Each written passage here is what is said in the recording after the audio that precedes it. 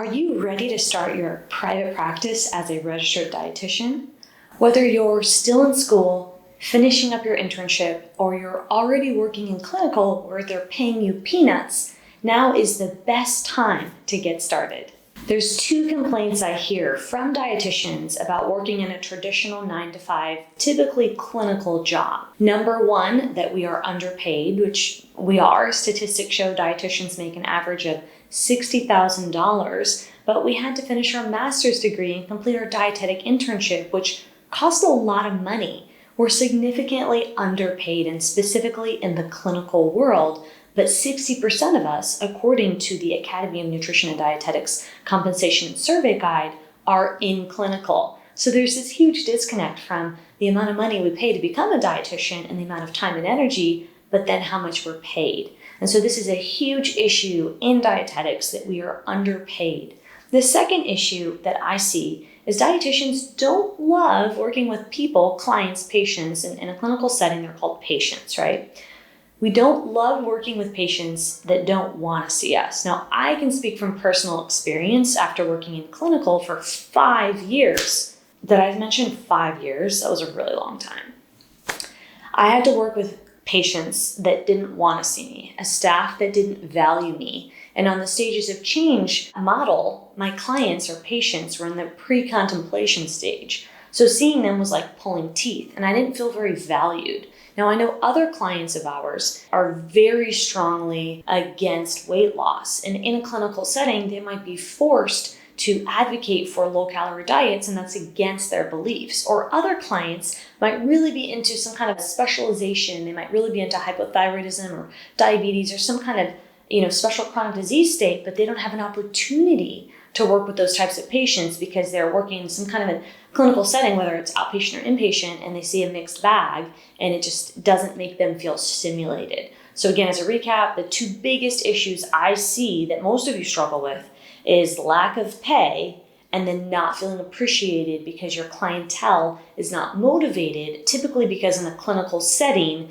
the way that the healthcare system works, you might not be getting super motivated clients. And that's true for insurance as well. Now, not everybody, but typically people that use insurance might not be as motivated as somebody who's actually paying, right? Because when people pay for a service, like from your cash paying dietitian online private practice, they're going to be invested. And so keep in mind that when you are putting the effort forth to attract a type of person, a client that is higher on that stage of change model, that wants to see you, that is motivated to get those results and willing to pay you cash, those are the types of clients that are going to be in the action phase of the stage of change model. And they're going to be ready and willing to pay you. They're going to be excited. They're going to stimulate you, and then you're going to make more money. It's a win-win situation. So maybe you're wondering, how do I get there? And I'm going to share that.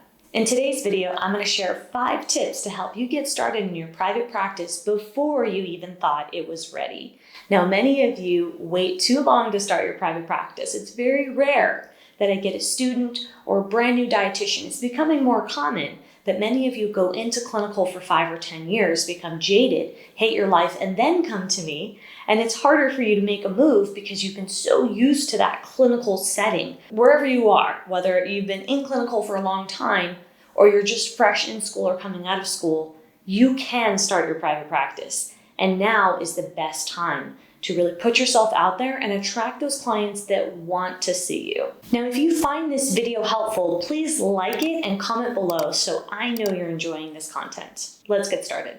Now, the first 5 tips I'm going to share today are what I call a phase 1 approach. One of the most common mistakes I see at all levels, but specifically with the beginner phase dietitians, beginner meaning you're getting started with your private practice, is your inability to focus.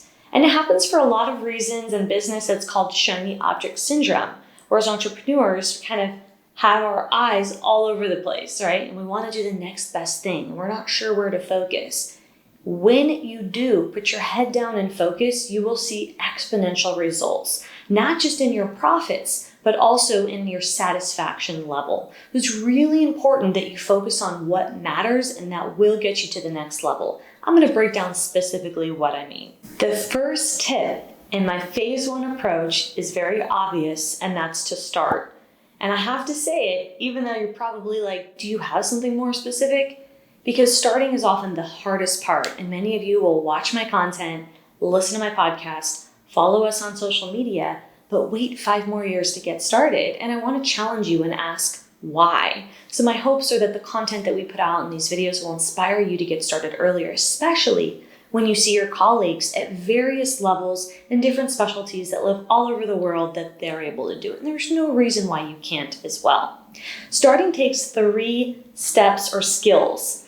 Number 1, confidence. Number 2, courage. And number 3, consistency. Having the confidence to know that you are an expert, you don't need more experience, you don't need another cert, you don't have to do 12 things that have low return on investment. Focus on what matters. Put yourself out there, listen to the exact tips I'm going to give you in this sequential order, and you should be good to go. Consistency is super important, but it usually comes with confidence. So number 1, getting your confidence, building that and having a baseline will help motivate you to be consistent, and having the courage to do something different and put yourself out there. The more that you take action, the more you build your confidence. And I understand where you're coming from, because as dietitians, statistics from CDR and also the Academy of Nutrition and Dietetics Compensation Salary Guide show that dietitians anywhere from 3 to 10% own a business, right? It's a really small statistic where over 60% of us go into clinical. So because we've been, in this bubble of what's normal, this traditional path where the curriculum in dietetics hasn't been updated in nearly a century, and entrepreneurship might be discussed in some internship programs, but it's not standardized. We're still following this traditional trajectory that those behind us have followed. So anytime you do something a little unique or a little different, it's going to take courage and confidence. And I understand that that's hard, but I also ask you to give it a chance. And watching these videos and learning from your colleagues will help you take action. Now, I want to talk about entrepreneurship. Being a private practice dietitian means that you're an entrepreneur. You're embarking on entrepreneurship. And I want to take a moment to describe what that means and how it ties into confidence, courage, and consistency. So firstly, entrepreneurship, I've heard, is like falling off of a plane without a parachute, right? That's a quote. I can't remember who. Maybe in the comments, let me know. But basically, you're taking a lot of risks, and it's exciting, and it's fun, and it's also scary. There's so much professional and personal growth and opportunities to learn yourself in entrepreneurship. And since as dietitians, we're trained in the field of science, some of these concepts can feel really new to us, and the learning curve can feel steep. Just remember that taking action helps build confidence, and with more confidence, you'll be more courageous. And as you continue and you're consistent, that's going to help you get to the result faster. Whether that result is helping more clients, whether that result is putting yourself out there and becoming more visible and or making more money. In entrepreneurship, there is going to be a lot of mindset challenges. For example, when I first started, my mindset wasn't as strong as it is today. I've had to go through a lot of growth moments, and I am in peer groups, professionally coached. I have a team. I invest in leadership opportunities for my team and I. I'm also involved. I give back, and I'm on boards for entrepreneur programs. And all of my areas and my involvement in the community help build my mindset. But I want to share with you that when I first started, I refused to coach competitors. That's a school of thought, whether you choose to do that or not. But my mindset has strengthened so much from when I first started my business that now some of my biggest competitors have been trained by me, following my framework, and they've been directly coached from me, numerous of them. And I've accepted that now because my mindset is stronger than what it was when I started. There's so much opportunity for growth when you're able to have an abundance mindset. And when you adopt that abundance mindset, you'll see there are so many more opportunities, and it's really helpful. But it doesn't happen overnight. A mindful practice routine, journaling, practicing gratitude, being consistent, all of those aspects I just mentioned will help you, grow a stronger, abundant mindset, and it can happen with time. But being an entrepreneur means you're accepting that your mindset is going to be challenged. Number 2, rethink how dietitians are trained. Now remember what I mentioned earlier, anywhere from 3 to 10% of dietitians, according to the most recent statistics both from CDR and the Academy of Nutrition and Dietetics Compensation Survey Guide, own a business. Now, that's a very small percentage of dietitians, especially down to that 3%. And owning a business doesn't mean that they're profitable and operating and growing, right? So that rough statistic of anywhere from 3 to 10% means there's a lot of opportunities, because if you look at the consumers that need help with various health outcomes, from chronic disease management to weight loss to food freedom to eating disorder recovery to life cycle to performance, there are so many of us dietitians, right? Over, I believe, 100,000 in America alone, that can help consumers achieve their health outcomes. Yet if only 3 to 10% of us own a business, there's a gap. There's a gap in the market and an opportunity for us to start something. And it's okay if you start small, but you definitely have to start. That being said, our business and what we do here at Dietitian Boss is disruptive. I came into this space wanting dietitians to be seen as experts, wanting dietitians to be paid more, and wanting dietitians to really help feel aligned with the work that they do. And that's not normal. So you have to remember, on days that are difficult, when you're motivating yourself to take action, or you're taking action and things aren't going exactly how you want them to, which is part of entrepreneurship, remind yourself that you are part of the minority in dietetics that's going against the traditional norm by starting your own thing. Knowing that it's disruptive to do something that you weren't told in school to do, that it's not traditional to be on social media and make 90 to 100% of your monies from leads that find you on Instagram, it might make you feel more confident knowing that you're a trailblazer.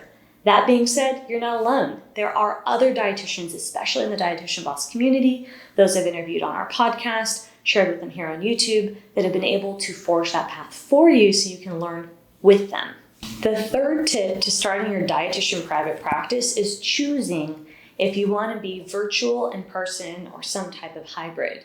Now, of course, here at Dietitian Boss, we want you to either go virtual or some type of hybrid, because not only does it save you money because you don't have to pay for overhead, or you're paying less for overhead, but you also have a wider access to different types of people that might not be able to physically visit your location. That being said, I'm a huge fan of virtual. It's how the future is headed. It's convenient for clients, and it's also very convenient for you.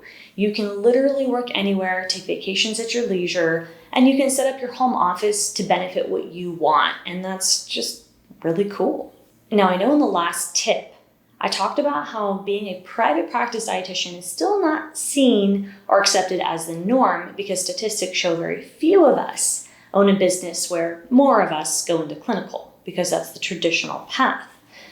It's the same with virtual. So a virtual private practice dietitian is a unicorn if we're looking at the statistics in total. And now our business is changing that. Our mission is to create more private practice operators while disrupting the field and changing that statistic from 3 to 10% and increasing it for private practice owners. That being said, keep in mind that going virtual and being 100% virtual, although accepted more with COVID, is still not normal. I remember a peer of mine in an entrepreneur group I'm in called EO called me in late 2020 and said, "Can you tell me a little bit about your business and why you went virtual, and how has it helped you?" Because this peer of mine was losing a lot of money and struggling with his company because he was spending over $4,000 on rent for an office. That meant the staff that worked there, a diverse staff, about 10 plus employees, had to go to this physical location that he paid $4,000 rent for. So that meant he was limited to who the staff could be because of location, and he was out $4,000 in rent. And when we talked about it, I let him know, you know what, I've been virtual the whole time. And because of that, I've never had to pay overhead. And because of that, I have a staff from all over the world. We have a global staff. They get to create their own virtual office at home, and we are able to bring them together with the culture we've built here at Dietitian Boss, and we've always operated virtually. And because we've done that, we can role model for you. That being said, I understand that's not traditional. I understand it's still new and exciting, and I want you to know it is possible. Whether you're adopting a hybrid model or just virtual, the benefits are numerous. In addition to being comfortable, you're saving money on your balance sheet, and it's really important that you know what that means as an entrepreneur, and you're able to understand your numbers, profit margins, how much you're spending on your expenses, including staffing, and your top line revenue, and what your goals are with your balance sheet. And then number two, staffing's important. So when you run a company, you want to know if you're not an in-person office and you've got staff all throughout the world or the United States, you have a wider reach of who can help you when you're not confined to one space. The fourth tip to starting your dietitian private practice is focusing on networking. They definitely don't teach us this in school. I don't remember any courses or options about entrepreneurship or networking, and I can tell you networking was one of the most important things that I value in this company and that I value in general as a business owner. You want to make an effort to meet people. Now, I get it, you might feel intimidated, and that's completely understandable. Think about your local community. If you're religious, maybe you're involved with, some kind of a religious organization, or if you are really involved in some type of advocacy, that might be an area where you can go meet people like environmentalism, sustainability, etc. And it's really important that when you look into your community and your interests, that you're able to connect and let people know who you are. And also when you meet people, tell them, I'm a registered dietitian. Do you need help with nutrition? If you know anyone who does, here's my phone number and email, right? So you're constantly talking to people, using those calls to action to tell them you're taking clients, ask them if they know anybody. And then also you want to be a valuable resource to them. And it just makes sense if you go to places that align with you. For me, I enjoy running. My husband and I are in a local running club. I'm also on board for various entrepreneur organizations. So it's important that I get involved in those aspects. So I want you to think, what makes sense for you, whether it be philanthropy, religious, some type of community involvement and event, would be great for you to find a way to position yourself locally. Now, with the local positioning, you might be thinking, okay, the people at my flower shop only have, this much reach, right? Assuming that flower shop is something you might be interested. I personally love my local plant shop. That's where I bought Maui, my beautiful plant here on the side. It's real. I love real plants. Now, I understand that there's a limit to in-person networking. There might be only so many people that you can meet. It's great and important, but the reach can be limited. And that's where social media comes in. And you knew I was going to talk about that, right? So using social media is an excellent way, in addition to in-person networking, for you to expand your reach, showcase your values and your expertise, and really create a visibility strategy that you're able to implement on a regular basis. And that's going to help you start your practice faster than anything. The fifth and final tip I have to share is to begin an online presence using social media to start your private practice. Now, you couldn't do this soon enough. Starting your online presence is hugely important. And now online presence is kind of a broad term. So for purposes of today, I mean starting a social media profile. Now, I'm not saying you need to be on every single platform. You can start with one. What's more important is that you're consistent, you have some level of mastery, and you're getting results. Now, results could be people reaching out, sending you messages. Results could be people booking a call and buying from you. But you want to be able to have some tangible results that are consistent before you move on to other platforms. Otherwise, you're spreading yourself super thin, and that's going to decrease your confidence. And that goes back to shiny object syndrome that I've talked about before, which is very typical for entrepreneurs to kind of have their eyeballs all over the place and not know how to focus. And when you lose your focus in business, you don't get to the end path fast enough. And that means you're not going to hit your goals, you're not going to feel aligned, and you're going to decrease your confidence, and it causes a lot of anxiety. So being really focused about how you're positioning yourself, where and what that looks like, is absolutely the first step. So having a social media presence on one platform to start with consistency is going to be the first step in getting started with your private practice. Now, social media is free. Everybody's on social. Whether you believe it or not, let me kind of go over some scenarios. Let me ask you, where did you go to look for somebody to cut your hair? What did you do when you were looking for a local drink, a cocktail, or maybe there was something in the community and you wanted to find out about an event or a marathon or something related to, if you're religious, a church or a synagogue or something of that nature?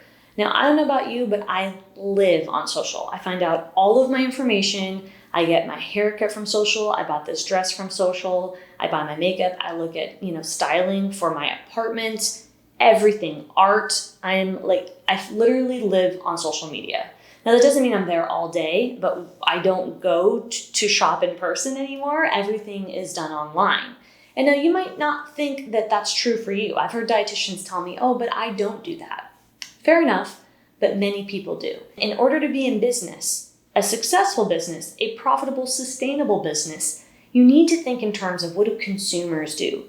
Consumers, meaning people who might purchase your product or service, are absolutely on social of all ages. I believe Instagram has over 1 billion monthly active users, 1 billion. People are on there hanging out, looking at funny videos or memes or TikTok dances or whatever, and it's in your best interest to be positioned as a resource on social. The sooner, the better. So in recap, keep in mind that even if you're not looking for things on social media, whether it's a product, service, or a combination, like me, I know I am, your client or potential client probably is looking at the statistics of monthly active users on various social media platforms. Now, you better believe that people are looking up information about health outcomes on social. They're looking at how to lower their A1C. They're looking how to lose weight sustainably. They're looking how to find food freedom. They want resources and encouragement about binge eating disorder. They're absolutely looking to achieve a feel-good pregnancy. They want to know how to introduce solids. They want to know what intuitive eating means for their child. They want to understand what veganism means if they're growing a child or if they're growing a baby or if they want to, lose weight and they want to, keep with ethics or follow some type of a vegan dietary pattern.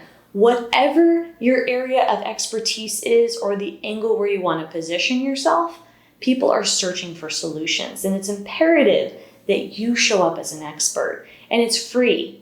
Creating organic content, and I mean you're not pushing ads, you're showing up and finding a way to be effective for what social wants to see, is the fastest way and the cheapest way for you to increase your reach in front of a potential customer. You want to be relevant to the platform. For example, Instagram right now is pushing out reels and carousels. And so that means you want to be pushing out reels and carousels so that you're relevant and the platform is going to push out your content versus someone else's who's not, putting out the features that Instagram wants to see. But that's not enough. That's a good start, but it's not enough. In addition to using the features that Instagram wants you to use, and I'm just using Instagram as an example, you also want to make sure that your content is showing an outcome that your potential client wants to achieve. Maybe that's 20-pound weight loss. Maybe it's finding food freedom. Maybe it's growing a healthy child at 6 months old, introducing solids from 4 to 6. Whatever it is that your business achieves needs to be translated effectively onto your content in a way that's vulnerable and connects with your ideal client. That's why it's really important to define who are you talking to in your content and your marketing message so that those people feel connected. So as they're searching for, let's say A1C, let's say they have type 2 diabetes, they want to lower their A1C, and they're looking for information on social, they go on a hashtag, your content pulls up and it's vulnerable, authentic, it's being pushed because you're using a feature Instagram wants to see, you're more likely to get a sales call booked or someone to reach out to you and ask to pay you because you stand out in the sea of people who aren't using the features that are being pushed, who aren't creating better, more effective content. So I want you to keep in mind how powerful that is, and that is what we teach our clients how to do. And if you look up dietitian hashtags and you look up top performing posts, 8, 9 out of 10 are going to be our current or past clients because most of them have followed our framework effectively, specifically on Instagram, of course, TikTok, and that's where a lot of consumers are looking for health outcomes. I feel like I can't do a video without talking about your niche because I am the queen of niching down. Now, I don't want to say that you have to have a niche to start your practice because let's define what starting your practice means. It means making money. And so many of you hold back and delay making money for various reasons, mostly confidence, which is why I made the video linked here about how to start your private practice with no money. That being said, getting started without a niche is possible if you follow my tips. You're going to go network and tell people you're accepting clients, tell people that if they need help with nutrition, which is broad, you can help them and you might get a client or two. If you're showing up regularly in some capacity, whether online or in person, you have a higher chance because that is a visibility strategy. Now, that being said, you can get clients without a niche, but to sustain a system and have people continually reaching out to you with predictability, that's going to require that you've defined your business very well, you have an ideal client that makes sense, the outcome you're solving, you're showing that transformation in your content, you're consistently showing up, you're vulnerable with your market, and in all of those aspects that I've just mentioned, you're pushing out content that's respecting the features of social. Let's say for Instagram, it's going to be reels and carousels. When you're following what I said and you've niched down, you've defined who you're talking to, you will blow up. You'll find that you'll have more consistency in people who are applying. And then when you focus on your sales skills, you'll have consistency in people who pay you.